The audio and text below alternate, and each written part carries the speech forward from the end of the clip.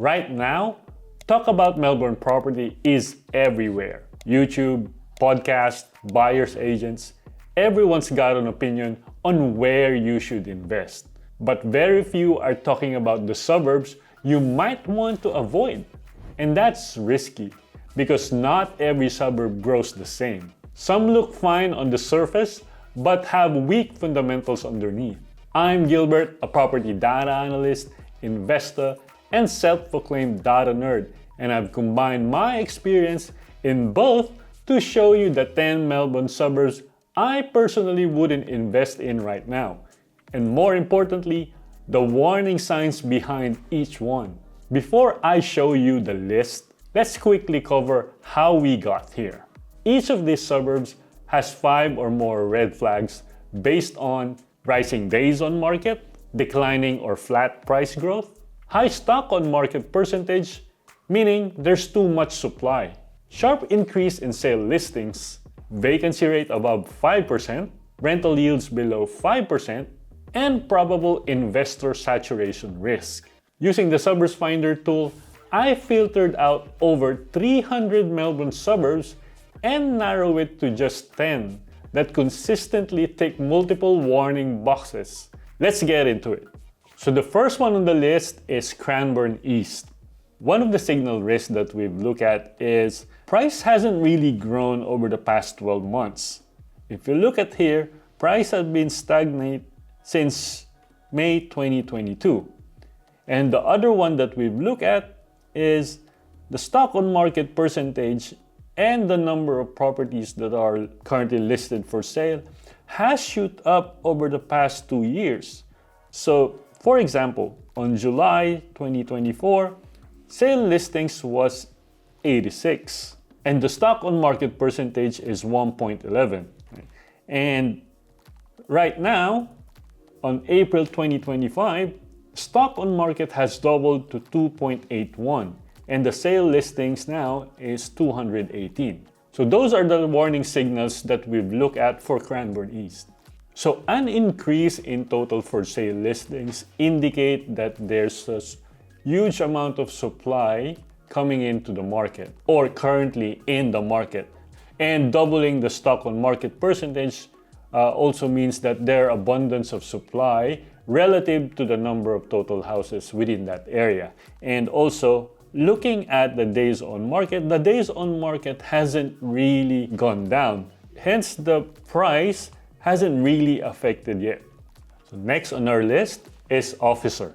So one of the red flags that we've looked at Officer is the increase of number of properties that are listed for sale or the sale listings, which had increase of 200% over the past 12 months. So it has increased by 230 listings.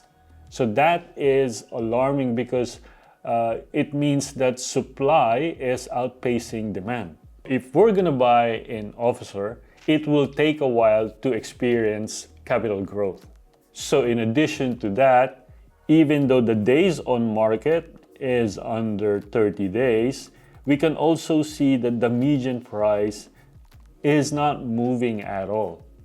The fact that the price isn't moving caused by the number of supply in the market. So buying in Officer would definitely take time to experience capital growth. Next on the list is Werribee South. So it made our list because over the past 12 months, it has decreased by 25%. And over the past quarter, it has again decreased by 16%, which is equivalent to 125,000. And you can also see here that the days on market has continuously increased over the past 12 months and over the past 6 months as well. So from November 2024, it was 42 and now it's 98. So that means the demand is softening at the moment. So next other red flag that we've looked at is the number of supply in the market. As you can see here, the number of sale listings has increased. So compared from September 2024, which was 33, now the sale listing is now 52. So that signifies supply is outpacing demand, which is the main reason why we can see there's price drop. The fourth on our list is Mickleham, which has a vacancy rate of 4.26%. And the number of properties that are currently listed has increased by 33% over the past 12 months. This is a red flag because this means it will cost us more to hold this property. The other thing that we look at is the stock on market percentage. So the number of properties that are currently listed for sale has increased by 118% over the past 12 months. That is equivalent to an increase of 209 sale listings. This means that there are a lot of supply in the market, which is the main reason why the price hasn't been moving over the past 2 years. And number 5 on our list is Calcalo. So Calcalo has two main red flags, the both rental supply and the sale listing supply. So going into the rental supply, we have a vacancy rate of 4.26. As you can see here, vacancy rate has been increasing since July 2023. In relation to that, the rental listings has been increasing as well. Now going to the sale listings. So you can see here that the sale listings from July 2024 or August 2024, it was 56, and following the next month, which is September 2024, it was 151. And it has been more than 150 since then. So both supply on rent and for sale has been increasing, which is the main reason why the median house price hasn't really moved up since October 2022. So the last 5 suburbs has pretty much the same red flags, and I'll go through them all together. So we have Ainsbury, Clyde North, Woolard, Truganina, and Tarney. So let's go to Clyde North. So you can see here what I did is I overlaid 5 different metrics, but we'll turn off some of them. So we'll just turn off median price, and we'll focus on sale listings, stock on market percentage, and days on market. So you can see here that the days on market has been increasing at the same time with stock on market percentage and the for sale listings. So to begin with, the stock on market percentage is already high at 2%. And starting September 2024, it jumped up to 6.76%. Now that is a huge red flag. So we'll turn on the median house price. If you can see the relationship here, median house price had been stagnant over the past 3 years since November 2022. So next one is Ainsbury. So looking here, we've overlaid stock on market percentage. As you can see here, stock on market percentage has been high, more than 2%. And we've overlaid that with days on market. So as you can see here, the rising days on market. So days on market to begin with for July 2023 was 35, and now it's 82. If you look at here, the median house price, although it has been increasing over time, but it signifies the supply has been abundant. It is a red flag, even though the price has been increasing. It may take a while for the property prices to go up. And 8th on our list is Tarney.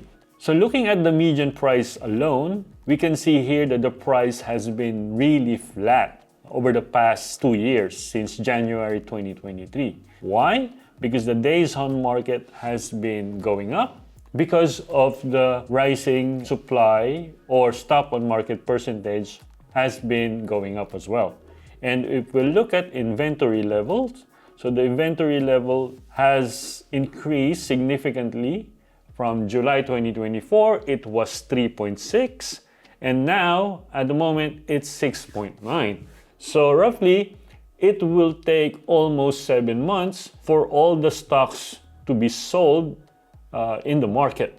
And number 9 on our list is Truganina. Similar to Tarni, Truganina has a really relative flat median price. It hasn't really moved simply because the days on market has been increasing over time, which is caused by the increasing supply in the market. In short, supply is really outpacing demand. And last on our list is Wooler. So we've enabled all those 5 different metrics and put it in one graph so we can see the correlation. You can see here that the sale listings and the stock on market percentage to begin with 2 years ago is already at 2.52%, and the sale listings is 201. And at the moment, that stock on market percentage has doubled. It's now 5.23%, and the sale listings is now at 418, which is the reason why the inventory levels is at 9.5, meaning it will take 9 months for all stocks to be sold. Those are the main reasons why the median house price has been decreasing over time. Now we're looking at median house price in isolation. You can see here that it has dropped since January 2024 and up to now. So in summary, across all 10 suburbs, here's what we saw again and again: oversupply, low rental demand, and weak or negative growth trends.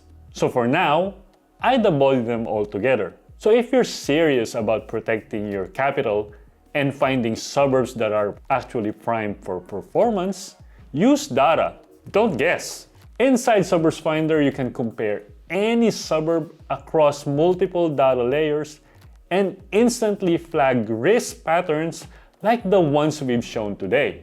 If you want access to this suburb level insight, click the link below to try SuburbsFinder. You'll be able to run this exact analysis yourself for any city in Australia.